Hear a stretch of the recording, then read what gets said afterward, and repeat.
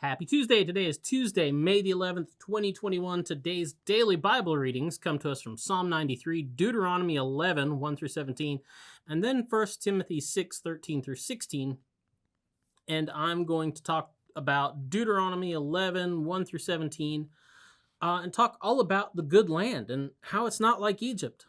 The text today, God is warning the Israelites, I guess Moses is, because they're getting ready to finally enter the land. And it's this warning and kind of explaining to them that the land they're about to enter is not like where they came from. It's not like the land of Egypt, right? How is it not like the land of Egypt? Well, he says this. He says, in Egypt, you had to go sow your seed, and then you had to carry water by hand to each one of the plants you planted like it was a vegetable garden. But not just a vegetable garden, like all the fields. You had to irrigate by foot, he says, because the land of Egypt didn't get enough rain. And I don't know if you know anything about Egypt, but except for where the Nile is, it's pretty much a desert, and it's always been like that. And the big blessing that Egypt ever had was the Nile River. The Nile River really kind of created Egypt as far as the culture. And in the land too.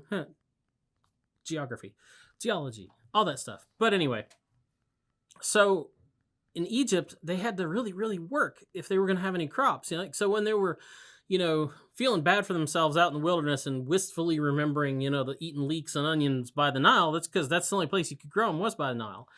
So, there wasn't enough rain. You had to carry water. You had to irrigate by hand.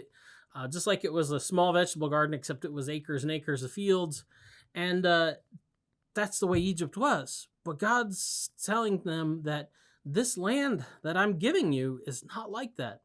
This land is watered by the rains themselves. So, it's a blessing. This whole land is a blessing. The rains are a blessing. And it's a blessing from God. It says that a land that the Lord your God looks after, He takes care of himself. Instead of you having to carry the water to all your crops, God does it. God makes sure the land is well watered. So that's the kind of land that God has delivered you through the wilderness to. That's about the kind of land that he's giving you. And you need to take care of this good land. And you need to take care that you don't do things that are going to jeopardize this, And so what are the things that might jeopardize this good land to which God is giving you, these blessings that God is giving you?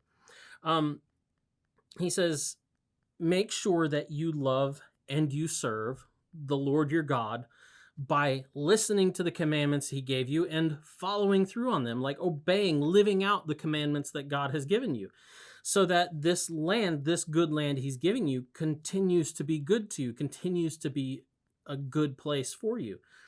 He says, take care, you will be seduced into turning away and serving other gods, worshiping them instead of worshiping the one who waters the good land that you've been given, the one who makes the land good to begin with.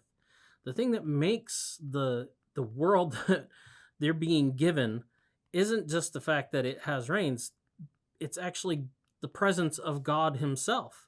And if they turn away from God's presence in that land, then that land will cease to be good. This world that we've been given is good because God is present in it. If we turn away from him and we seek to serve all these other little gods that we have in our lives, will the land continue to be good for us? Anyway, that's the DBR for today. Go out, enjoy the good land, and we'll be back tomorrow with another DBR for you. Boop.